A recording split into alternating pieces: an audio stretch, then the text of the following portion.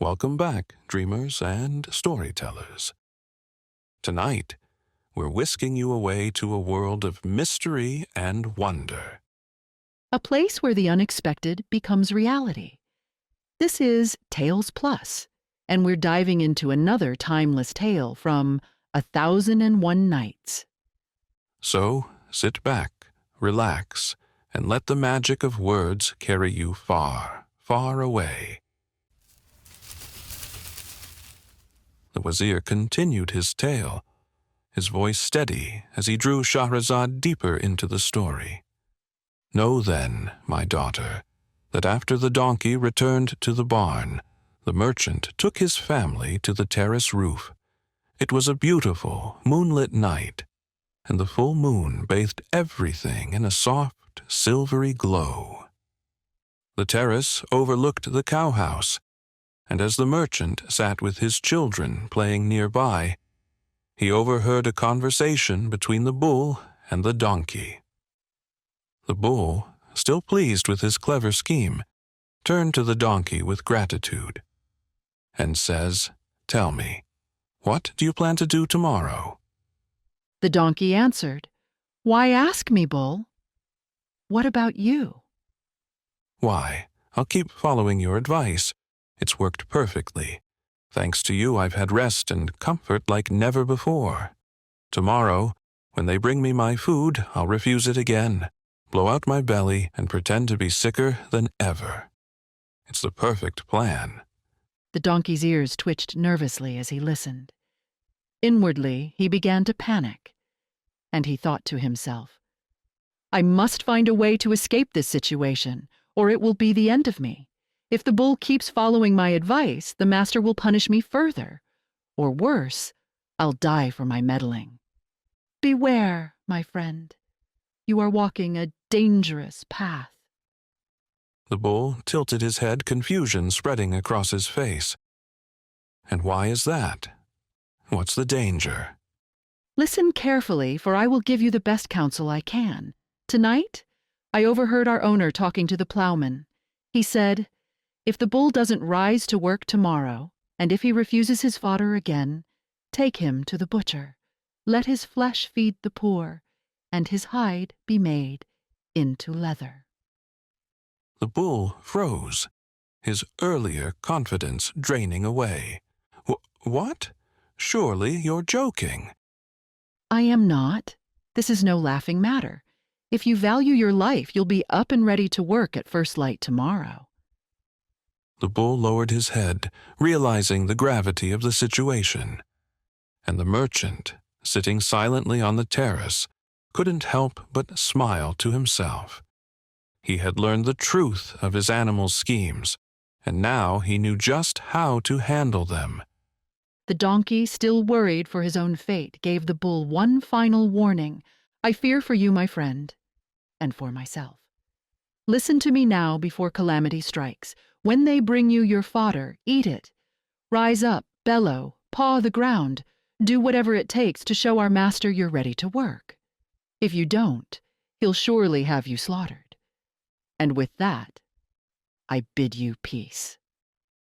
The bull, finally understanding the danger, rose to his feet. "Thank you. I'll do as you say. Tomorrow, I'll go willingly to the fields." With that, the bull eagerly devoured his food, leaving not a scrap behind. He even licked the manger clean, determined to show he was ready to change his ways. The next morning, as the first light of day crept over the horizon, the merchant and his wife went to the bull's crib to see what would happen. The bull, true to his word, stood ready. The driver came to lead him out, and as soon as the bull saw his owner, he wagged his tail, frisked about, and even broke wind. The bull pranced and frolicked so cheerfully that the merchant couldn't contain his laughter, and said, "By God, look at him! What a change!" The merchant laughed so hard he fell onto his back, tears streaming from his eyes. His wife looked on, puzzled by his reaction, but the merchant could barely stop to explain. So, dear listeners, we now realize that the donkey's quick thinking may have saved the bull, but it came at a cost. Exhausted, beaten, and filled with regret, the donkey learned a hard lesson about meddling in matters beyond his control, but in the end, he managed to save his life. And now, the focus shifts to the merchant's wife. From her place on the terrace, she's been watching her husband, puzzled by his sudden laughter and the strange behavior of his animals. What could be going through her mind? Why does she find her husband's reaction so curious? Is it simple curiosity driving her? Or does she suspect there's more to this than meets the eye? After all, the merchant has been keeping a secret, one so important it could cost him his life if revealed. The question remains, what will the merchant's wife do? Will her curiosity lead her closer to the truth? Or will it put her, and perhaps her husband, in danger? Let's find out. The merchant's wife, puzzled by her husband's sudden burst of laughter, couldn't contain her curiosity any longer. She turned to him, her tone firm and demanding. "Why do you laugh so loudly? What secret could possibly amuse you like this?" The merchant, cautious and knowing the consequences of his gift, tried to brush her off with a vague reply. "I laughed at something I heard and saw, but I cannot explain it. If I do, it will cost me my life."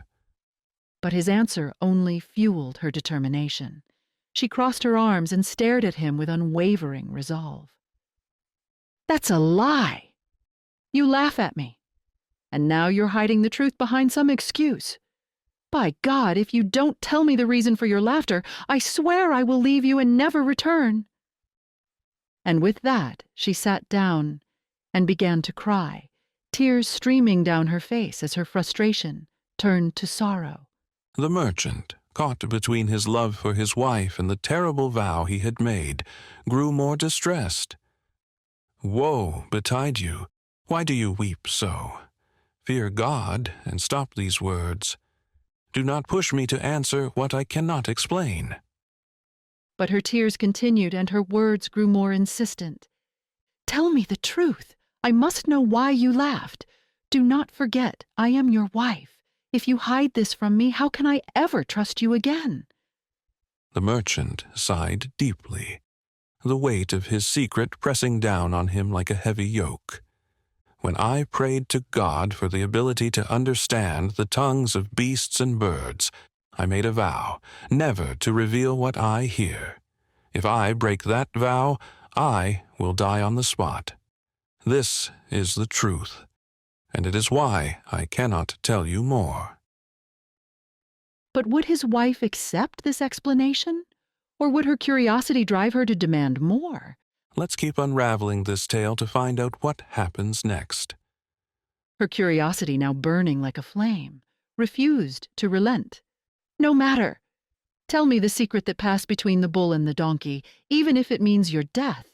I must know." She continued to press him, her words relentless, until the merchant felt utterly worn out, his heart and mind consumed by her demands. At last, with a heavy sigh, he gave in. "Very well. Summon your father, your mother, and all our kin. Call upon our neighbors too, for I will reveal my secret. But know this, once I do, I shall surely die." His wife, determined to uncover the truth, wasted no time. She gathered the family, her parents, and the neighbors, filling the house with people. The merchant, meanwhile, sent for the local qazi and his assessors, preparing to make his final will. He was ready to reveal his secret, knowing it would cost him his life. By me hangs a strange story, one that I have guarded for years. But if I speak it aloud, it will mean my death. Yet I will tell it, for I love my wife more than life itself. She is the mother of my children, and my companion for many years. Such love, dear listeners, a love so deep that he was willing to sacrifice his own life to satisfy her curiosity. But it seems the merchant's wife doesn't love her husband nearly as much. What would you do, Rose, if you were the merchant's wife? I trust my partner, and if he told me there's something he can't explain, especially if he said revealing it would cost him his life, I wouldn't push him to reveal it. His life would matter more than my curiosity. Your partner is lucky, but I think our poor merchant isn't quite so fortunate. And what about you, dear listeners? If you were the merchant's wife, would you insist on knowing this secret? Would your curiosity outweigh your love? It's a tough question, isn't it? Love, trust, and curiosity. It's not always easy to balance them. Let's keep exploring this tale and see how it all unfolds. One by one, the people gathered in the merchant's home pleaded with his wife to abandon her demand. By God, woman, leave this sinful stubbornness behind. Can't you see that your husband's life is at stake? He is the father of your children and your companion. Spare him from death. I will not turn from this. He must tell me the truth, even if it means his death. Our merchant walked to an outhouse to prepare to face his destiny. His heart heavy, he intended to return and reveal his secret, knowing it would bring about his death. But as he approached the outhouse, the merchant's ears caught an unusual sound. It was the voices of his animals, a conversation taking place among his many farm creatures. In his yard, he had 50 hens, all under the watchful rule of a single rooster.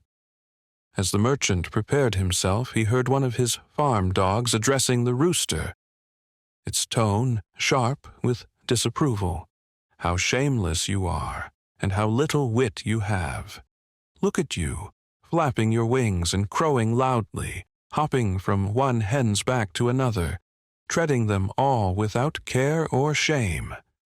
And what makes this day so special, dog? The dog sighed deeply, his voice filled with sorrow. Do you not know? Our master is preparing for his death today. His wife has demanded that he reveal the secret God gifted him. If he speaks it aloud, he will surely die.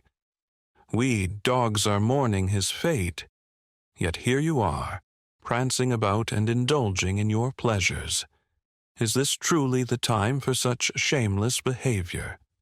Our master must be a fool. If he cannot manage a single wife, then perhaps his life isn't worth saving. Look at me. I rule over 50 hens.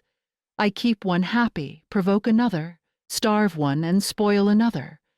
I govern them with wit and control, and through my cleverness they all stay under my command.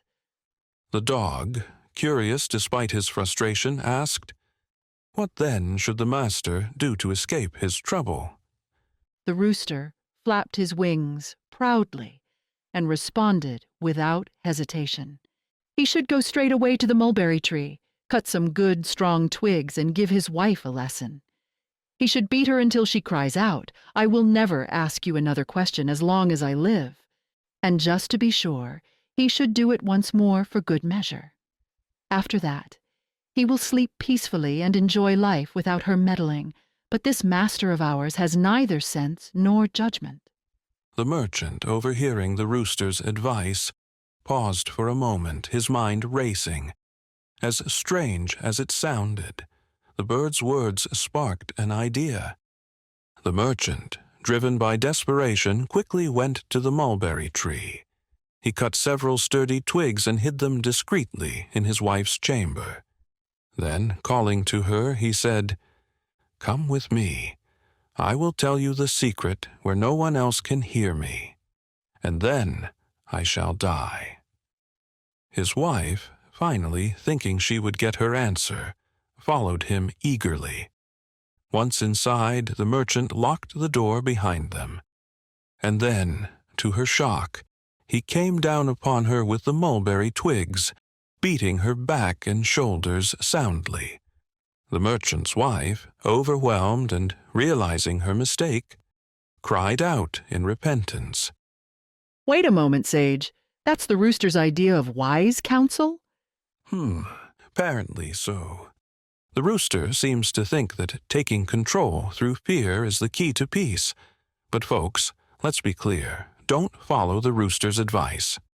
First, he's a rooster, and second, he lived thousands of years ago. These days, if you try something like that, you'll find yourself in jail faster than you can say mulberry twig. And so, dear listeners, that concludes the tale of the merchant and his wife. But remember, this story wasn't told just for its own sake. The minister shared it with Shahrazad as a warning. He threatened her, saying that if she didn't abandon her decision to marry King Shahryar, he would bring the same punishment upon her that the merchant brought upon his wife. Do you think Shahrazad hearing this story will change her mind? Will her resolve falter under her father's threat? Or will the minister actually go through with his warning? I can't imagine the minister punishing Shahrazad like that. After all, he's a minister, not a rooster. That's true, Rose. But what do you think, dear listeners? Does Shahrazad have a plan to handle her father's objections? Or will this tale leave her second-guessing her bold decision? It's a tough call. Shahrazad is wise and determined, but the stakes are high.